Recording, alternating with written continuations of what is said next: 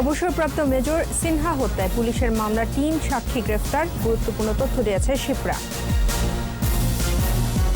কাল থেকে স্বাস্থ্য অধিদপ্তরের ব্রিফিং সাময়িক বন্ধ, তথ্য পাওয়া যাবে ওয়েবসাইটে। ডিসেম্বরে শেষ হচ্ছে ঢাকার 10 ইউলুপের কাজ, থাকবে না ঝুলন্ত তার, অনুমোদন ছাড়া বিলবোর্ড। বায়োটেকনোলজিতে $300 মিলিয়ন বিনিয়োগ, উৎপাদিত ওষুধ ব্যবহার হবে জটিল রোগের চিকিৎসায়। এবং বঙ্গবন্ধু শিল্পনগরে ভারতীয় বিনিয়োগকারীদের 1000 একর জমি বরাদ্দ, আসছে বিনিয়োগ।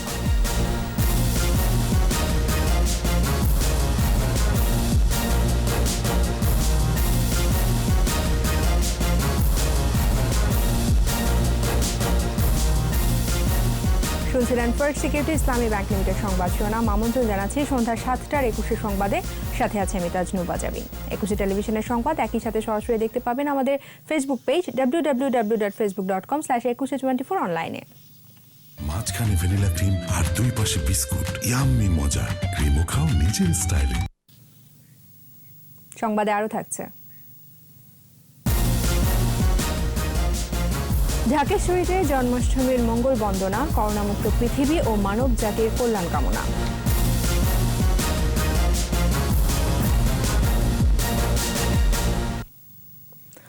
অবসরপ্রাপ্ত মেজর সিনহা হত্যা মামলায় জড়িত সন্দেহে পুলিশের দায়ের করা মামলার 3 সাক্ষীকে কক্সবাজারের টেকনাফ থেকে গ্রেফতার করেছে র্যাব। তাদের সিনিয়র জুডিশিয়াল ম্যাজিস্ট্রেট আদালতে সোপর্দ করে 10 দিনের রিমান্ড আবেদন করা হয়। আদালত বুধবার শুনানির দিন ধার্য করেন। কক্সবাজার প্রতিনিধি আব্দুল আইজের রিপোর্ট, জানাচ্ছেন সমর ইসলাম। দুপুরে টেকনাফের বাহারছড়া ইউনিয়নের শামলাপুর এলাকা থেকে গ্রেফতার করা হয় পুলিশের মামলার 3 সাক্ষীকে। তারা হলেন মোহাম্মদ আয়াজ, নুরুল আমিন ও নাজিমুদ্দিন। র্যাব জানায়, অবসরপ্রাপ্ত মেজর সিনহা মোহাম্মদ রাশেদ খান হত্যা মামলায় জড়িত সন্দেহে তাদের গ্রেফতার করা হয়েছে। তাদের সিনিয়র জুডিশিয়াল ম্যাজিস্ট্রেট আদালতে হাজির করে প্রত্যেকের 10 দিনের রিমান্ড আবেদন করা হয়। আদালতের নির্দেশ পেলে সে অনুযায়ী ব্যবস্থা নেওয়া হবে বলে জানায় র্যাব। গত 31 জুলাই টেকনাফের শামলাপুর চেকপোস্টে পুলিশের গুলিতে নিহত হন সিনহা মোহাম্মদ রাশেদ খান। ঘটনা তদন্তে স্বরাষ্ট্র মন্ত্রণালয়ের পক্ষ থেকে একটি উচ্চ পর্যায়ের কমিটি গঠন করা হয়। আর ওসি প্রদীপ ও দায়িত্বরত পরিদর্শক লিয়াকত আলী সহ 9 জনকে আসামি করে কক্সবাজার সিনিয়র জুডিশিয়াল ম্যাজিস্ট্রেট আদালতে হত্যা মামলা দায়ের করেন সিনহার বোন। গত 7 আগস্ট প্রদীপ সহ 7 আসামিকে সাময়িক বরখাস্ত করে পুলিশ সদর দপ্তর। তারা এখন কারাগারে রয়েছেন। অবসরপ্রাপ্ত মেজর সিনহা হত্যার সঙ্গে সম্পর্কিত সবকটি মামলার তদন্ত ভার পেয়েছে র্যাব। সমর ইসলাম, 21 টেলিভিশন। এদিকে অবসরপ্রাপ্ত মেজর সিনহা হত্যা মামলার সাক্ষী সিফাত ও শিপ্রাকে জিজ্ঞাসাবাদের পর মূল আসামি ওসি প্রদীপ, লিয়াকত সহ অন্যদের জিজ্ঞাসাবাদ করা হবে, জানিয়েছে র্যাব। ইতিমধ্যে গুরুত্বপূর্ণ তথ্য দিয়েছে শিপ্রা। আরও জানাচ্ছেন আহমদ বাবু। গত 31 জুলাই কক্সবাজারের মেরিন ড্রাইভে পুলিশের গুলিতে নিহত হন অবসরপ্রাপ্ত মেজর সিনহা মোহাম্মদ রাশেদ খান। সিফাত ও শিপ্রা এই হত্যা মামলার গুরুত্বপূর্ণ সাক্ষী ও আসামিদের জিজ্ঞাসাবাদ প্রক্রিয়া নিয়ে কথা বলেন র্যাবের এই কর্মকর্তা। শিপ্রা দেবনাথ এবং সিফাত তারা এই ঘটনার সবচেয়ে গুরুত্বপূর্ণ সাক্ষী। তদন্তকারী কর্মকর্তা বিবেচনায় প্রথমে মূলত সাক্ষীদেরকে উনি জিজ্ঞাসাবাদ করবেন, এরপর অভিযুক্ত আসামিদেরকে উনি পর্যায়ক্রমিকভাবে জিজ্ঞাসাবাদ করবেন। গণমাধ্যমে প্রকাশ হওয়া ফোনালাপ র্যাবের নজরে এসেছে বলে জানান এই কর্মকর্তা। বলেন, ফোনালাপের কিছু বিষয়ে সত্যতা পাওয়া গেছে। প্রাথমিকভাবে আমাদের যেটা মনে হয়েছে, যে ধরনের ফোনালাপ ইতিমধ্যে বিভিন্ন মাধ্যমে ফাঁস হয়েছে, সে সকল ফোনালাপ প্রাথমিকভাবে আমাদের কাছে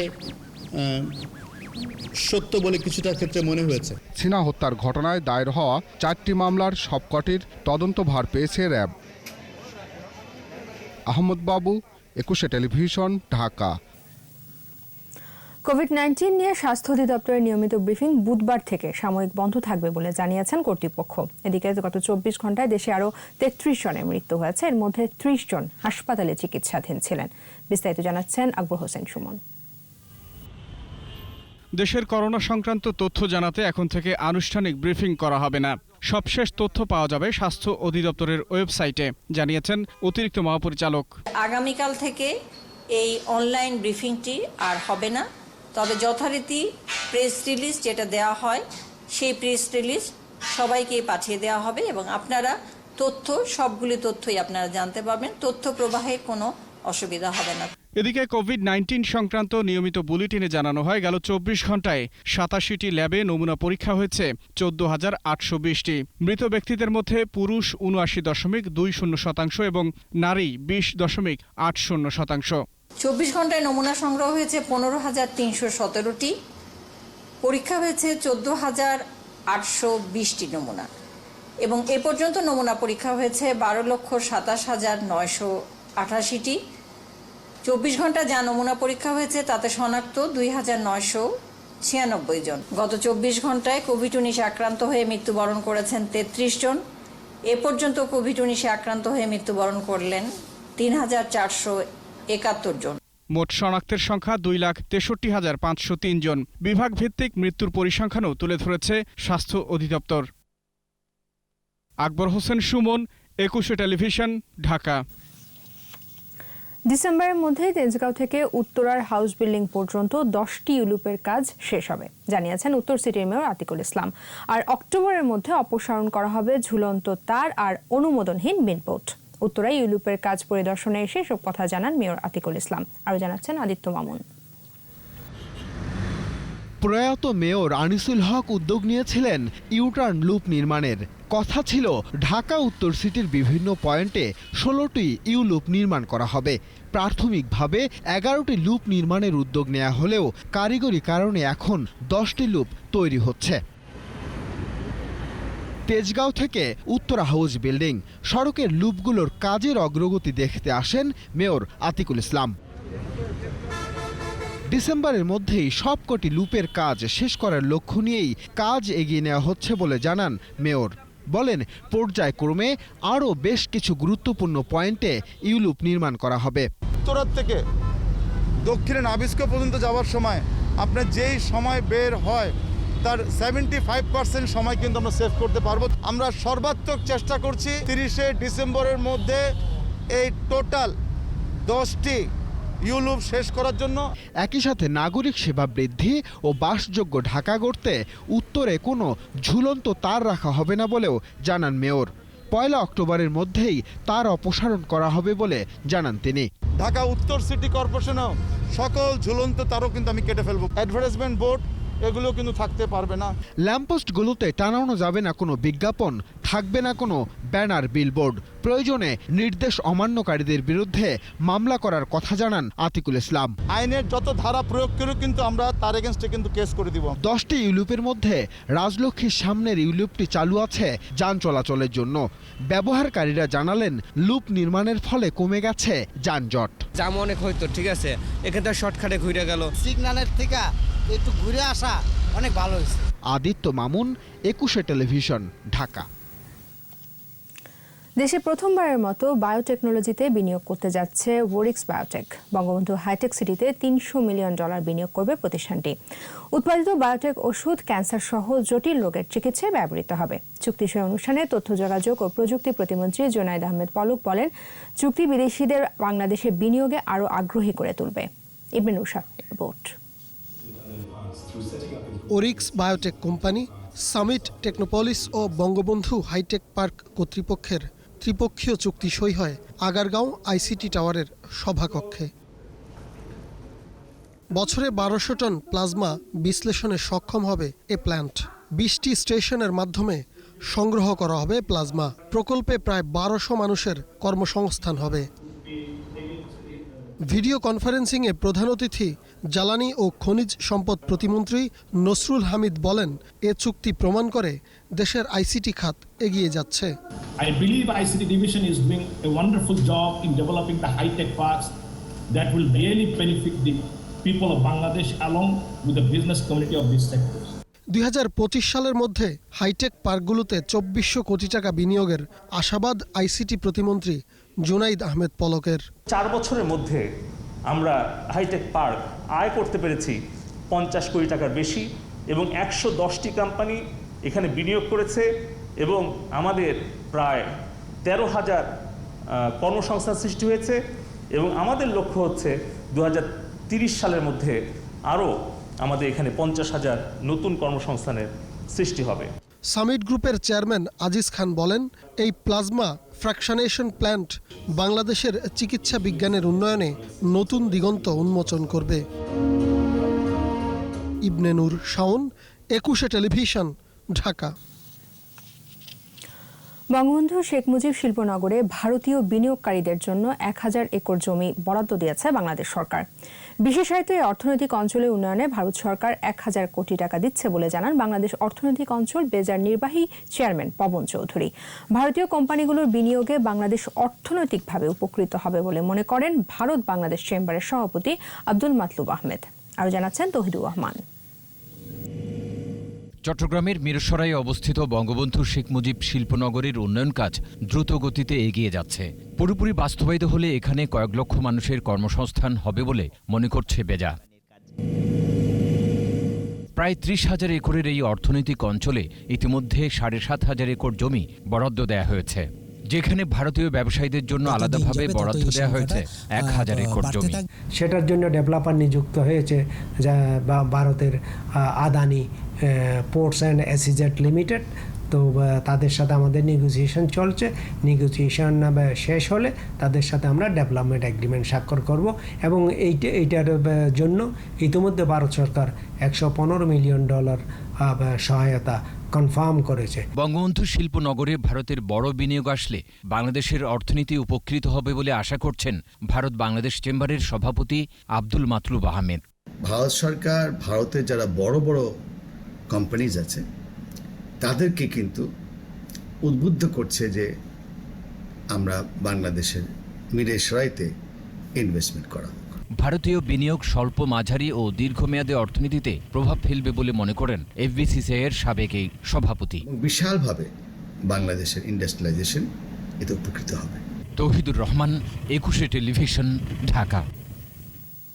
করোনা মহামারীর এমন সময়ও একদিনের জন্য বন্ধ হয়নি শাহজালাল আন্তর্জাতিক বিমানবন্দরে তৃতীয় টার্মিনালের কাজ। প্রকল্পটির 6% কাজ হয়েছে বলে জানিয়েছেন বেসরকারি বিমান চলাচল কর্তৃপক্ষের chairman air vice marshal Mofidur Rahman. নির্ধারিত সময়ের মধ্যে প্রকল্প শেষ করার লক্ষ্য নিয়ে কাজ চলছে বলেও জানান তিনি। জসিম জুয়েলের রিপোর্ট। করোনা পরিস্থিতিতে অনেক প্রকল্পের কাজ থেমে গেলেও থামেনি শাহজালাল আন্তর্জাতিক বিমানবন্দরের তৃতীয় টার্মিনালের কাজ। নির্ধারিত সময়ে প্রকল্প শেষ করতে দিনরাত কাজ চলছে এই প্রকল্পে। কাজের অগ্রগতি নিয়ে সন্তোষ প্রকাশ করেন বেসামরিক বিমান পরিবহন ও পর্যটন প্রতিমন্ত্রী। বলেন, লকডাউনের মধ্যেও পুরোদমে কাজ চলছে। লকডাউনের ভিতর দিয়ে আমরা স্বাস্থ্যবিধি মেনে যারা এই কাজ পেয়েছেন তারা কাজ অদ্যাবধি চালিয়ে যাচ্ছেন। করোনার কারণে তারা যে প্রিভেন্টিভ ব্যবস্থা নিয়েছে, ইতিমধ্যে আইসোলেশন সেন্টারও করা হয়েছে। যারা যারা করোনা আক্রান্ত হয়েছে তাদেরকে স্বাস্থ্যসেবা দেওয়া হচ্ছে। বেসামরিক বিমান চলাচল কর্তৃপক্ষের চেয়ারম্যান জানান, বর্ষার আগেই মাটি কাটা এবং পাইলিং শেষ করার পরিকল্পনা নিয়ে কাজ চলছে। পাইলিংয়ের কাজ আছে। আমরা আমাদের যে টার্গেট ছিল, এই টার্গেট প্রতি আমরা আগেই আছি। আমরা জুলাই মাসের আমাদের টার্গেট ছিল 6% কাজ, সেই জায়গায় আমরা 6.5% কাজ করে ফেলেছি। কাজের বর্তমান গতি অব্যাহত থাকলে বাড়তি সময় লাগবে না বলে জানান সিভিল এভিয়েশনের চেয়ারম্যান। করোনা সংক্রমণ প্রতিরোধে প্রয়োজনীয় ব্যবস্থা নেওয়া হয়েছে বলেও জানান তিনি। ঠিকাদার কোম্পানিকে আমরা স্বাস্থ্যবিধি দিয়ে দিয়েছিলাম যে এখানে যারা কর্মচারীরা কাজ করবে, শ্রমিকরা কাজ করবে, তাদের কী ধরনের স্বাস্থ্যবিধি মানতে হবে। একটা হসপিটালের সাথে তাদের একটা যোগাযোগ আছে। তারা 2টা হসপিটালের সাথে তাদের এমইউ করে নেই, বাট তাদের সাথে আন্ডারস্ট্যান্ডিং হয়েছে যদি কেউ অসুস্থ হয় তাহলে তারা ওখানে যাবে। 2019 সালের 28 ডিসেম্বর প্রধানমন্ত্রী শেখ হাসিনা তৃতীয় টার্মিনালের ভিত্তিপ্রস্তর স্থাপন করেন। সবকিছু ঠিক থাকলে 2023 সালে চালু হবে এই প্রকল্পের কার্যক্রম। জসিম জুয়েল, 21 টেলিভিশন, ঢাকা। ক্রসফায়ার সংস্কৃতি বিএনপি শুরু করেছিল বলেছেন তথ্যমন্ত্রী ডক্টর হাসান মাহমুদ। রাজধানীর আইডিবি ভবনে জাতির পিতা বঙ্গবন্ধু শেখ মুজিবুর রহমানের 43তম শাহাদাত বার্ষিকী ও জাতীয় শোক দিবস এবং মুজিব বর্ষ উপলক্ষে এক আলোচনায় তিনি বলেন, বঙ্গবন্ধুর হত্যার মধ্য দিয়ে দেশ গণতন্ত্র ও দেশের অগ্রগতি রুদ্ধ করে দেওয়া হয়েছিল। আওয়ামী লীগ কোনো ধরনের বিচার বহির্ভূত হত্যাকাণ্ডকে সমর্থন করে না বলেও মন্তব্য করেন তিনি। প্রয়োগমুখী অর্থনৈতিক পরিবারের সদস্য এসে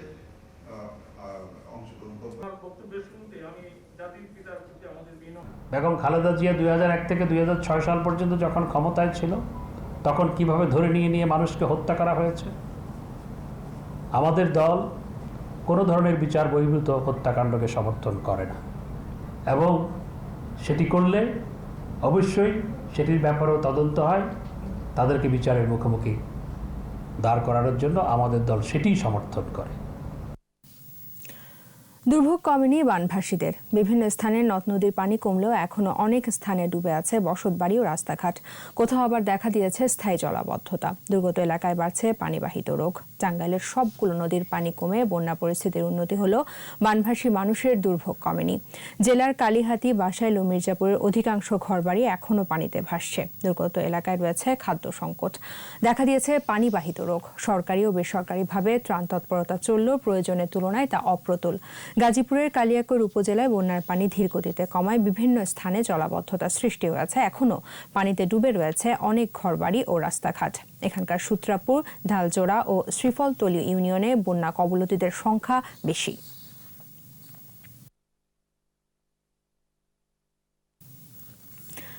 দেশের উন্নয়নে অভ্যন্তরীণ স্থিতিশীলতার পাশাপাশি প্রতিবেশী দেশের সুসম্পর্কেরও প্রয়োজন বলে মন্তব্য করেছেন আওয়ামী লীগের সাধারণ সম্পাদক ওবায়দুল কাদের। সরকারি বাসভবন থেকে ঢাকেশ্বরী মন্দিরে হিন্দু সম্প্রদায়ের জন্মাষ্টমী উদযাপন অনুষ্ঠানে ভিডিও কনফারেন্সে যুক্ত হয়ে তিনি বলেন, অসাম্প্রদায়িক চেতনার মধ্য দিয়ে গড়ে তুলতে হবে দেশের সমৃদ্ধির সোপান। যারা সাম্প্রদায়িকতা, জঙ্গিবাদ কিংবা উগ্রতা চর্চা করে প্রকৃতপক্ষে তারা ধর্মের মূল শিক্ষাকেই প্রশ্নবিদ্ধ করে। দেশের উন্নয়নে যেমন প্রয়োজন অভ্যন্তরীণ স্থিতিশীলতা, তেমনি প্রয়োজন প্রতিবেশী দেশের সাথে সুসম্পর্ক।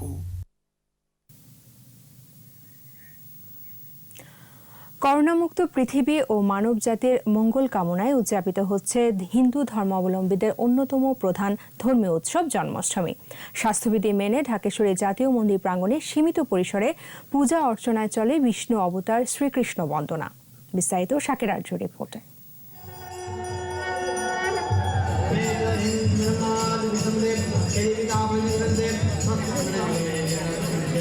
ভগবান শ্রীকৃষ্ণের জন্মতিথি, চলছে পবিত্র গীতা পাঠ। ভক্তি আরাধনায় ভক্তদের মন মন্দির জুড়ে শুধুই প্রার্থনা। ধরণী হোক করোনা মুক্ত, পৃথিবীতে নেমে আসুক শান্তি ধারা। এখন পর্যন্ত আমরা যারা ভালো আছি, ভগবানের কাছে অনেক আবেদন যে সবাই যেন ভালো রাখে। ঈশ্বর যেন আমাদেরকে এই মহামারী থেকে মুক্ত করে সবাই যেন সে আগের পরিস্থিতি পরিবেশ হয়ে যায়। আবার আমি এবার একাই আসছি, কারণ একটু ভয়ে আছে সবাই। পৃথিবী থেকে যেন এই ব্যাধিটা দূর করে সবাইকে যেন সুস্থ, সুন্দর এবং স্বাভাবিক জীবনে ফিরে আনতে পারে। মহামারীর কারণে এবছর সমাবেশ, শোভাযাত্রা, সাংস্কৃতিক অনুষ্ঠান সহ কোনো আয়োজন নেই। স্বাস্থ্য সুরক্ষার যে ব্যবস্থাগুলো আছে সেগুলো আমাদের রাখা আছে। এখানে কোনো সঙ্গীতের অংশটুকু নাই। জনসমাগমের উপস্থিতি একেবারে কম, স্বাভাবিক করোনার কারণে। শাস্ত্র মতে দাপর কলির সন্ধিক্ষণে ভগবান শ্রীকৃষ্ণ জন্মগ্রহণ করেছিলেন ভাদ্র মাসের কৃষ্ণপক্ষের অষ্টমী তিথিতে। আমরা ভগবান শ্রীকৃষ্ণের কাছে প্রার্থনা জানাই, আবার বাজাও তোমার পাঞ্চজন্য সুদর্শনদারি, এসো এসো ঋষিকেশ ধরার বার হারে। 5000 বছর আগে পাশবিক শক্তি যখন ন্যায়, নীতি, সত্য ও সুন্দরকে গ্রাস করতে উদ্যত, তখন সেই অশুভ শক্তিকে দমন করে কল্যাণ ও ন্যায় প্রতিষ্ঠার জন্য অবতার হিসেবে শ্রীকৃষ্ণের আবির্ভাব ঘটে।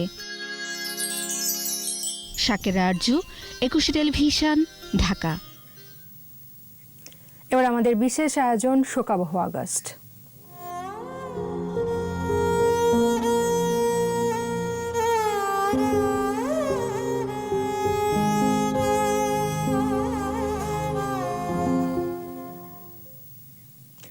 জাতির পিতাকে সপরিবারে হত্যা করা হলেও বিচারের পথ একেবারেই মসৃণ ছিল না। 21 বছর পর কালো আইন ইনডেমনিটি বাতিল হওয়ার পর শুরু হয় বিচার কাজ। বিচারপতি বিব্রত হওয়া, বিএনপি জামাত জোট ক্ষমতায় আসার পর বিচার কাজ বন্ধ হয়ে যাওয়া সহ পদে পদে এসেছে বাধা। বিচার প্রক্রিয়ায় প্রসিকিউশন টিমের সাথে ছিলেন বঙ্গবন্ধুর সহপাঠী প্রয়াত আইনজীবী অ্যাডভোকেট সিরাজুল হক ও তাঁর ছেলে আইনমন্ত্রী আনিসুল হক। আমাদের রিপোর্টার শাকের আরজুর কাছে বিচারকালীন সময়ে নানা স্মৃতি তুলে ধরেছেন আনিসুল হক। জাতির পিতা বঙ্গবন্ধু শেখ মুজিবুর রহমানকে সপরিবারে হত্যার পর খুনিদের বাঁচাতে ইন্ডেমনিটি অধ্যাদেশ জারি করে খন্দকার মোশতাক। আপনি জানেন এই ইন্ডেমনিটি অর্ডিন্যান্সের মূল ভাষ্য হলো সরকার পরিবর্তনের স্বার্থে ২১ বছর পর সংসদে ইন্ডেমনিটি আইন বাতিল করা হয়। বঙ্গবন্ধুর সহপাঠী অ্যাডভোকেট সিরাজুল ইসলামের পরামর্শে শুরু হয় মামলার কার্যক্রম। বাবার পাশে ছিলেন সেই সময়ের তরুণ আইনজীবী আনিসুল হক। অনেক স্মৃতি মাঝে মাঝেই উকি দেয় তার মনের কোণে। আমার পিতা বঙ্গবন্ধু শেখ মুজিবুর রহমানের ক্লাস ফ্রেন্ড স্কুল থেকে, এবং সেই কারণেই ঘনিষ্ঠতা। ১৯৯৭ সালের ১৫ই জানুয়ারি সিআইডি ২০ জনকে অভিযুক্ত করে চার্জশিট দিলে শুরু হয় বিচার কাজ। ১৯৯৮ সালের ৮ নভেম্বর মামলার রায়ে বিচারক কাজী গোলাম রসুল ১৫ জন সাবেক সেনা কর্মকর্তাকে মৃত্যুদণ্ড প্রদান করেন। ২১ বছর আগের ঘটনা, প্রতিবন্ধকতা কিন্তু অনেক ছিল। বিএনপির তৎকালীন জিয়াউর রহমানের সরকার এবং এরশাদের সরকারের মদত পুষ্ট হয়ে তখনও বিচরণ করছে। এরপর শুরু হয় উচ্চ আদালতে আপিল শুনানির প্রক্রিয়া। এ সময় প্রয়াত হন সিরাজুল হক। তবে তিনি আগেই বুঝেছিলেন বিচার যেহেতু শুরু হয়েছে শেষ হবেই, এবং এই মামলাটা পরিচালনা তিনি করবেন বিধায় মামলাটা রুজু হওয়ার আগ থেকেই কিন্তু আমার পিতার সাথে পরামর্শক্রমে এই মামলাটা আপনার কার্যক্রম শুরু হয়। ১৯৯৭ সালের ১৯ জুন পর্যন্ত বিচারক বিব্রত হওয়া সহ নানা কারণে ৮ বার বিচার কার্যক্রম স্থগিত হয়। হাইকোর্টে এসে আমরা দেখেছি যে ৭জন বিচারপতি এই মামলায় বিব্রত বোধ করেছে। এটার মানুষকে অবাক করার, এবং হাইকোর্ট তার উপরে মানুষের যে আস্থা সেটা নড়ে যাওয়ার কথা। ২০০০ সালের ১৪ই ডিসেম্বর হাইকোর্ট থেকে বিভক্ত রায় হলে তৃতীয় বেঞ্চে ১২ আসামির মৃত্যুদণ্ড বহাল থাকে। পরবর্তীতে ২০০১ সালে অক্টোবরে বিএনপি জামাত জোট ক্ষমতায় এলে বিচার কাজ বন্ধ হয়ে যায়। ২০১০ সালে আসামিদের রিভিউ খারিজ হলে ৫ আসামির ফাঁসির রায় কার্যকর হয়। জাতি হয় কলঙ্কমুক্ত। শাকের আরজু, ২১ টেলিভিশন, ঢাকা। নিঃস্বার্থভাবে মানুষকে ভালোবেসে বঙ্গবন্ধু বড় নেতা হয়েছেন। পথ পরিক্রমায় হয়েছেন জাতির পিতা। মহান মানুষটি এখনও বাঙালি জাতির নিরন্তর প্রেরণার উৎস হয়ে আছেন। এসব কথা বলেছেন আওয়ামী লীগের সাধারণ সম্পাদক ওবায়দুল কাদের। ডিপ্লোমা ইঞ্জিনিয়ার্স ইনস্টিটিউটের শোকাবহ আগস্ট উপলক্ষে স্বেচ্ছাসেবক লীগের আলোচনা সভায় ভার্চুয়াল প্ল্যাটফর্মে যুক্ত হয়ে তিনি বলেন, জনকল্যাণই হলো রাজনীতির শেষ কথা। বঙ্গবন্ধুর মতোই তার কন্যা প্রধানমন্ত্রী শেখ হাসিনার নেতৃত্ব দিয়ে দেশকে এগিয়ে নিয়ে যাচ্ছেন। সকল প্রকার অপশক্তির চক্রান্ত প্রতিহত করে এই পথ চলা অব্যাহত রাখার আহ্বান জানান ওবায়দুল কাদের।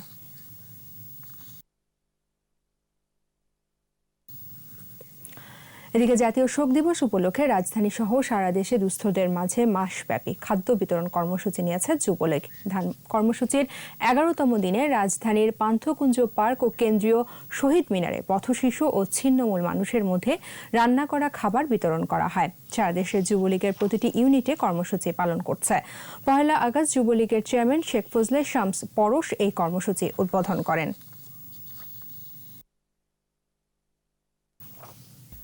৩ বছরেও শেষ হয়নি চট্টগ্রামের পোর্ট কানেক্টিং রোডের ৬ কিলোমিটার রাস্তার সংস্কার।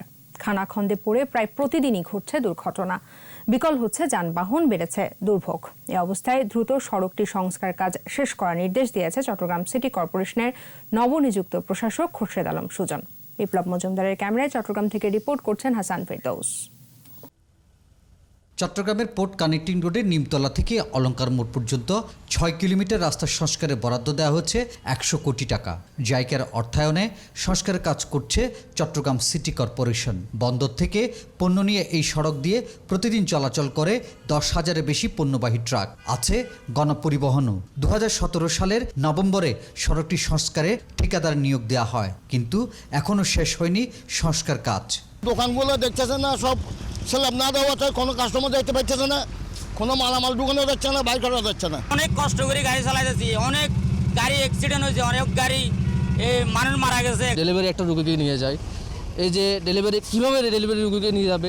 গাড়ি আটকে যায়, ভাঙ্গা, অনেক সময় গাড়ি উল্টাইও যায়। 2019 সালের জুনে সড়কটি সংস্কার কাজ শেষ হওয়ার কথা থাকলেও হয়নি। এজন্য স্থানীয়রা দুষলেন ঠিকাদার এবং সিটি কর্পোরেশনের সংশ্লিষ্ট কর্মকর্তাদের। রাস্তাটা যেভাবে হোক যেন ঠিক করা যাক, এলাকার মানুষজন যাতে কি রাস্তা দিয়ে চলাচল করতে পারবে। আমাদের অবস্থা এমন হয়েছে, মনে হচ্ছে যে এই চট্টগ্রাম ছেড়ে এখান থেকে আমরা অন্য ডিস্ট্রিক্টে চলে যাই।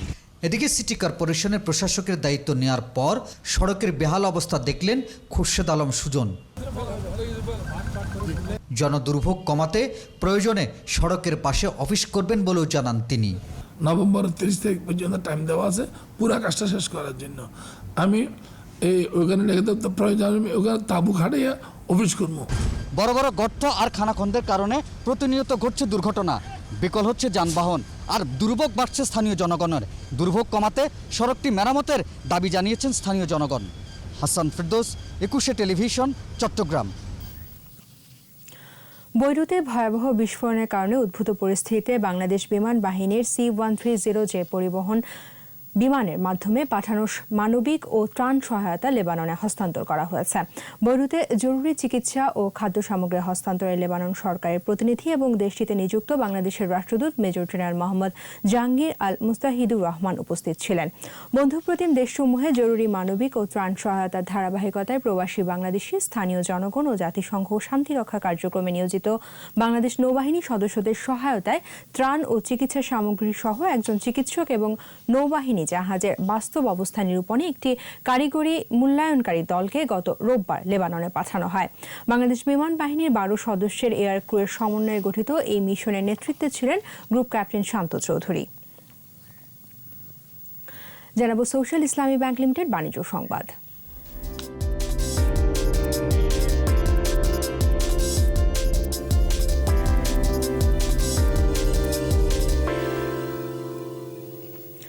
করোনা সংকটে মার্চ থেকে মে এই 3 মাসে বাংলাদেশের তৈরি পোশাক খাতের শ্রমিকরা $50 কোটি বেশি মজুরি হারিয়েছেন।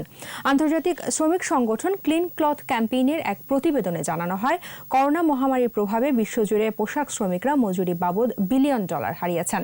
ক্লিন ক্লথ বলছে, কোভিড-19 বাড়তি বাড়তে থাকায় বাংলাদেশে 23 মার্চ পর্যন্ত $150 কোটি ক্রয়াদেশ হারায়। সে সময় 150টি কারখানা সাময়িকভাবে বন্ধ হয়ে যায়। 1,47,000 শ্রমিক কোনো মজুরি পাননি। বাকি 42 লাখ শ্রমিক গড়ে 8,622 টাকা করে পেয়েছেন।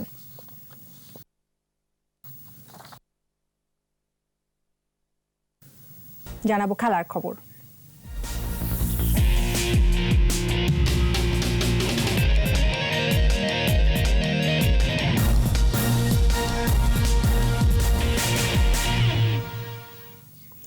স্থগিত হওয়া বাংলাদেশ ফুটবল ফেডারেশনের নির্বাচন আগামী 3রা অক্টোবর।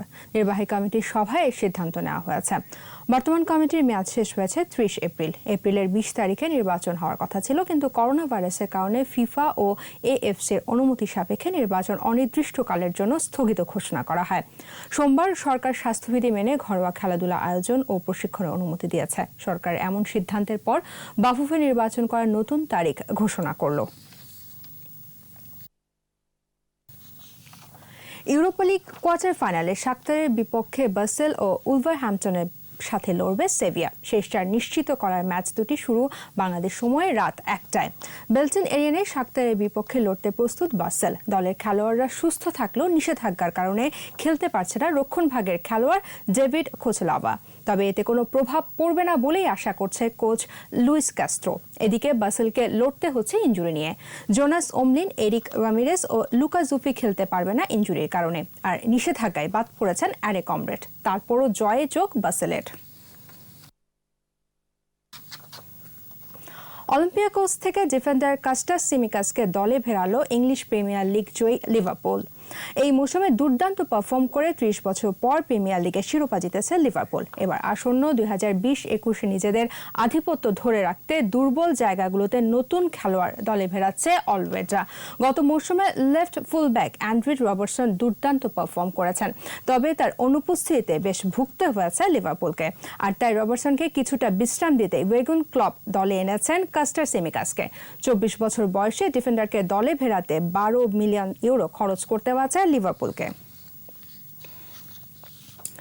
ভিন্ন ভিন্ন দ্বিপাক্ষিক সিরিজে বাংলাদেশ, ওয়েস্ট ইন্ডিজ, পাকিস্তান ও অস্ট্রেলিয়াকে ঘরের মাঠে স্বাগত জানানোর মাধ্যমে নিজেদের দেশে ক্রিকেট ফেরানোর পরিকল্পনা করছে নিউজিল্যান্ড।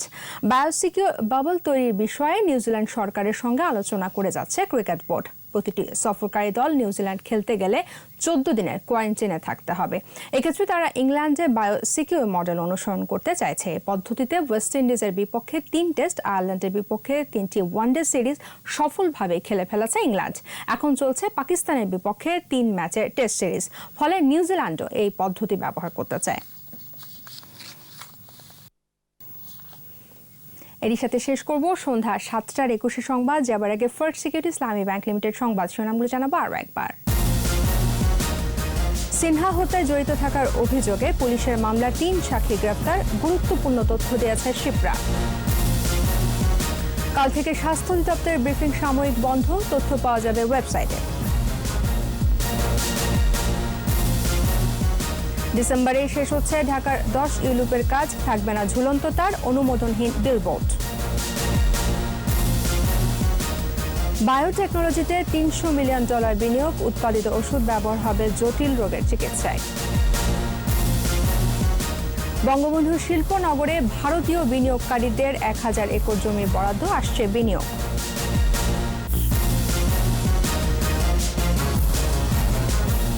একুশে টেলিভিশনের সর্বশেষ খবর জানতে ডায়াল করুন 202 নম্বরে, আর ভিজিট করুন ekusha-tv.com এই ওয়েবসাইটে। ফেসবুকে লগ ইন করতে পারেন facebook.com/ekusha24 অনলাইন। পরের সংবাদ রাত 9টায় দেখার আমন্ত্রণ রইল।